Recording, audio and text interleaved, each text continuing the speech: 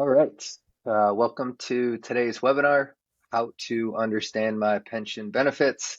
I'm Johan and joined here with my old College D partner, Tyson Strachan. What's up, Strax?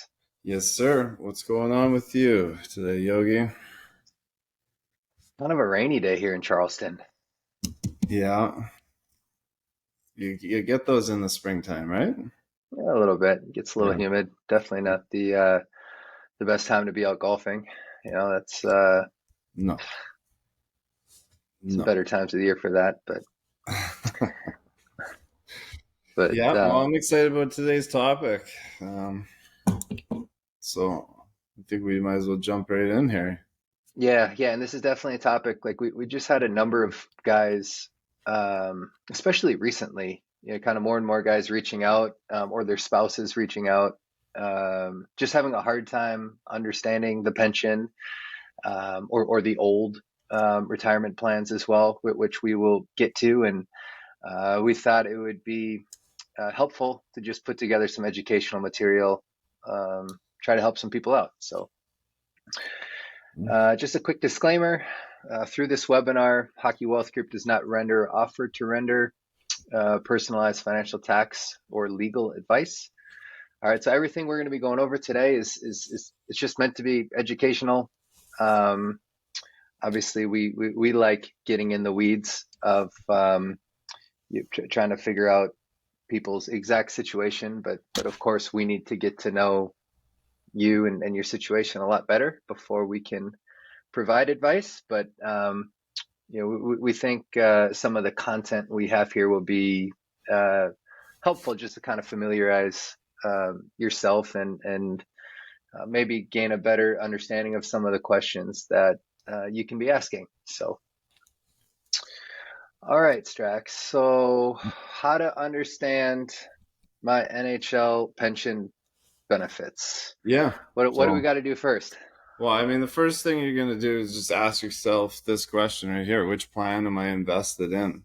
Because over the years, there's been a number of plans. So you'll often hear guys just refer to it as the pension, but the pension is actually a number of pensions that's changed throughout the years.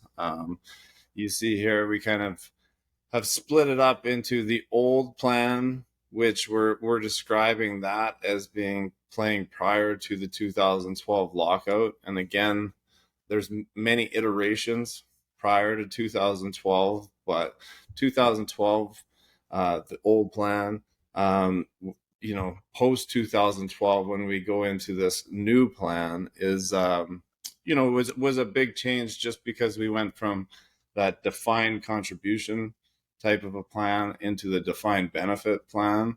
The new plan post 2012 lockout, much easier to understand. Um, you get one statement a year, kind of explains your benefits, and it's pretty easy from there. But and then you have situations, like myself, where you could be in both plans, right, or multiple plans. So really understanding which plan you are in, depending on when you played games, where you played games, all those things kind of become factors, and they determine, what benefits you have, and yeah, what benefits you're able to take. Yeah, and um, it is so true. We find so many guys and their spouses, families, like they really don't understand which plan they're in, right? Right. Yeah. And as you mentioned there, like it's a little bit of an over generalization, right? We have old plan, but as we'll get to in some future slides here, really, that the plans change so much in over the years, right? Right. So we thought it would be easiest. We're going to start with the new plan, just because it's much easier to understand. And Yeah. Strax, as you mentioned there, this is one of the big things coming out of the collective bargaining agreement, the most recent lockout, right? Um, so the new plan, right? So that's going to apply if you played after the 2012 lockout. and benefits in the new plan are based on what they refer to as your credited service. All right, Strax, do you just want to touch on kind of the way they count these games for credited service and so forth? Right. So especially here on the new plan, because over the years there was a few changes to this, but I mean, essentially a credited service game is just any game where you are on roster. So you could be on injured reserve. You could be, a guy like me who's spent half of my career eating popcorn up in the rafters. I was, still getting a, credited game, towards my pension for those games. Um, but it has to start with you playing in your first regular season NHL game. And then as soon as you play in that first regular season game, you are then a participant in the plan. And after that, like I said, anytime you are on roster, then you are earning these credited games. So then they're breaking them down into, because there's always been a way of prorating, right? So the way they do this is they accumulate them in 20 game segments. So basically breaking a season down into fourths, roughly. And then if you can accumulate, have a fantastic career where you get to play 10 full seasons in the NHL or more, accumulate 40 of those 20 game segments or 800 games on an NHL roster, then you would be considered, to have maxed out your IRS tax benefit, right? So then you have your plan maxed out, and it has COLA adjustments in there, which is huge, right? And that's So cost of living adjustments for those that might yeah, not know that. So in inflation, little bumps that you get, which right, a lot of pensions don't. So yeah, that's a huge benefit. And what we love, about the new plan, if you will, is just how easy it is to understand. Right, you get these yearly statements. I think they send them in April. yeah, Where it shows, exactly your benefit, the number of games, when you reach what they call a full retirement age, when you can start the full benefit, the month after you turn 62. Just so easy to understand and to plan, right? To plan your life after hockey down the road. yeah. They really have made that simple. I know a lot of people, obviously, I think we've heard maybe with like two statements or three statements a year, but really that one statement is pretty self-explanatory.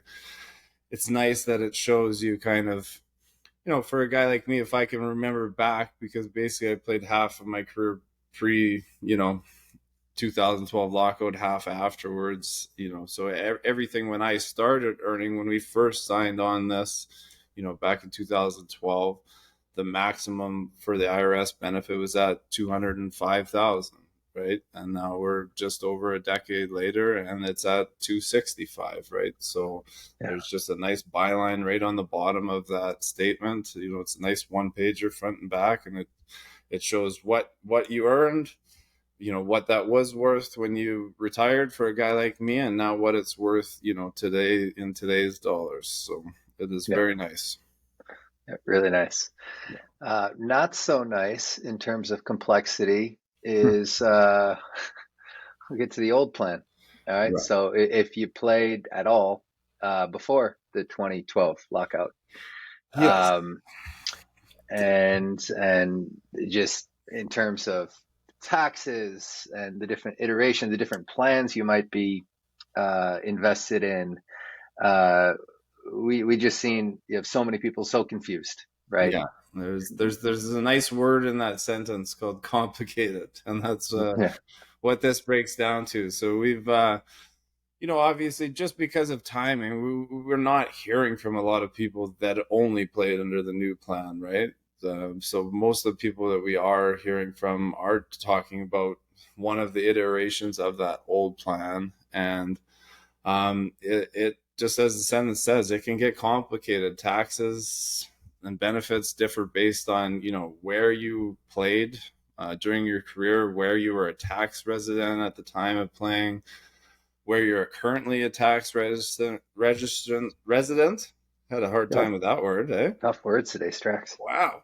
When you played for a team or multiple teams in your career, and really that's kind of talking about especially like trades in season when guys kind of went cross borders, back and forth. You're taking a lot of different rules and throwing them through a strainer of a U.S. Canadian tax treaty. It starts off as a very unique plan, just in its own regulations, and then you have to kind of throw it through that cross-border taxation, and it makes things very interesting, to say the least. Because Yeah. you Let's mentioned it talk at the about that a little bit. Yeah. yeah, you mentioned it at the beginning. I mean, just the amount of people that we've had reach out to us recently, right? And they, for the most part, that kind of common story of the guys that are reaching out to us, they have spoken to 10, 15, 20, professionals, other firms, CPAs, the pension society, and they're still not finding the answers. So it kind of shows why, how complicated this can be. But if you take a little time, like we will here, you should be able to understand it. So Yeah, I think um, just a little bit of the history on kind yeah, of why this gets complex, and I think might be helpful just to see the history, for kind sure. of So walk through this a little bit. we've talked about this. Obviously, the iterations. We just kind of mentioned that multiple times. So prior to 1986, like everybody's pensions were funded through these Manulife annuity contracts. Yeah, and Manulife, like that'll be more familiar to Canadian guys, right? Yeah, I think the largest insurer in Canada. In the yeah, US, they operate through John Hancock, I believe, but and not yeah. just 80. So we started with 86, but I think Strax wasn't it 1966, like with 66. the Yeah, very yeah, first, right? And yeah. just trying to simplify this. And then 86, and then of course in 1986, the new NHL, well, the new at that time NHL plan created. Right. Yeah. Sorry. I think I misspoke there. So that was prior from 66 to 86. You had those Manulife annuity contracts, right? And then in 86, we had a new NHL plan created. Again, this is that defined benefit plan, settled on through arbitration, right? With between the league and the pension, and the players association, and this new plan was just a defined contribution plan, and all the entirely funded with Canadian dollars. It was held in Canada, so it didn't matter at that point whether you were playing for a US or a Canadian team. All your money was going to be Canadian dollars and held in Canada. And then in 2001, and we are skipping over a few iterations, but these are the major kind of points, obviously. But in 2001, there was an update to the U.S.-Canada tax treaty, which again, there's been many of, but this particular one allowed the league to create a separate U.S. players plan. So that's really where it became extra, I guess, complicated in some ways, but also it made the benefits a lot better for guys. It gave guys a lot more options of what they could do with their benefits, really. And that's what we said here, I guess, right? The new U.S. plan gave more options, but complicated the system. So, especially for players who played both in the U.S. and Canada, and then additional complications for players who were traded mid-season, like we had mentioned earlier.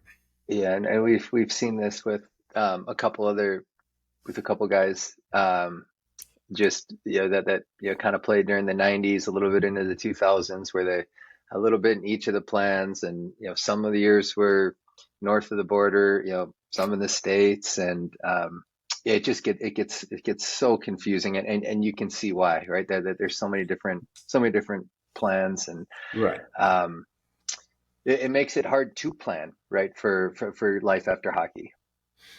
It does. And obviously for a lot of us, for us hockey players, understanding these benefits are a big chunk of our long-term financial plan. So, whether you're 2 years from needing to use this, or just finished playing or still playing, I mean, it makes sense to start to understand what, the ins and outs of all of that, so that you're not kind of coming up against retirement and then caught off guard with, the process, to say the least.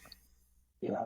And so what we thought, and we were kind of brainstorming of, so some reasonable goals, but we think that kind of three questions that every guy and their spouse and their families, like three questions that everyone should be able to answer about their NHL retirement benefits. Number one, just knowing when you can start your benefits. Yeah. Okay, and that's going to differ based on again a lot of the complexities we listed already. But Yeah. when can you start your benefits? How will the tax laws apply to your unique situation? Again, that's going to be based on a number of the bullet points in the previous slide. Kind of where you played, when you played, who you played for, and then just being very aware of any premature withdrawal penalties. And not surprisingly, this is also going to differ on all sorts of factors. But putting together a game plan where you can at least understand the answers to these questions, and the plan or the multiple plans that you are vested in, we think is a really good starting point for every hockey player. Yeah. All right, so just some steps. Strax, you want to just touch on some steps to take where you can start, looking into these three questions, how you figure this out. Yeah, for sure. So, I mean, the first one we put here was coordinating with the NHL Pension Society, and then maybe there should be a couple asterisks after that, because just in our experience with this, that's not necessarily easy or always beneficial for some guys. We've had some frustrations in dealing with that. We obviously deal with them enough that we have that kind of relationship as ironed out as I think you can. But I think as a player, as somebody who's just trying to reach out to understand their benefits, some of it's some of the frustrations are understandable on both sides, because as the pension society operates, they don't want to be caught in a situation where it could be skewed that they were giving, investment advice, right? Or giving kind of retirement or financial planning advice, just like we have a disclaimer at the beginning of this, right? That if you got a guy calling in that played, at one point in the league, and he's just asking some general broad questions, they're going to answer those as best as they can. But we've definitely dealt with it where guys are frustrated with the answers that they're getting from there. Yeah. But it's definitely a good start. It is, and even just having someone help, coordinate with them, right? Right. And I guess that kind of ties into this second bullet. Yeah, and I think that's 100% why we put the second one here. So just collaborating with your tax and I'm really struggling with some words today, Yogi. Tax. Hey, Strax, enunciation has never been a strength of yours. It's okay. Very, very true. It's okay. Very, very true. So collaborating with your tax and financial professional, it just helps, right? Especially, like a group with like ours that we've dealt with them so many times, right? We kind of have that relationship and already have such a good understanding of it. But, so kind of having them play in between for you, and then developing a plan that's in your family's best interest. And we kind of referenced that just a little bit ago. It's just understanding this part of your plan, right? Like this is probably a big chunk of what your retirement planning is. So you should really take the time to figure out what kind of benefits you have available to you, where that fits in your plan, and just understanding kind of all sides of it. Yeah. So, I mean, as always, just like the first disclaimer, without knowing you, your personal situation, we're not giving any of this as advice or want it skewed that way, but we would love to be a resource to you and your family. If you have any questions about any of this stuff, we'd love to give a free initial case analysis to anybody that played the game, your wife, your family. You can reach out to us at info@hockeywealth.com or 854-444-0445. How's that Thanks, guys. enunciation?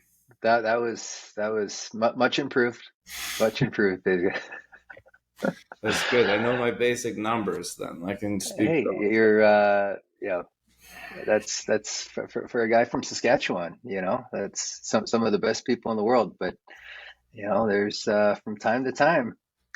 I go back there and they all say I sound American. And then I talk to you guys and you're like, what did you say? Where are you from? Uh, So I'm working uh, on it, guys. I'm working on it. yeah. I'm caught in between. Thanks, guys. We appreciate you tuning in. So, look, now I can't talk. Rubbing off on me, Rubs Strax. off. Yep. We appreciate everyone tuning in, Good. and again, we'd love to help if you have questions. So, Yep. thanks. Thanks, guys.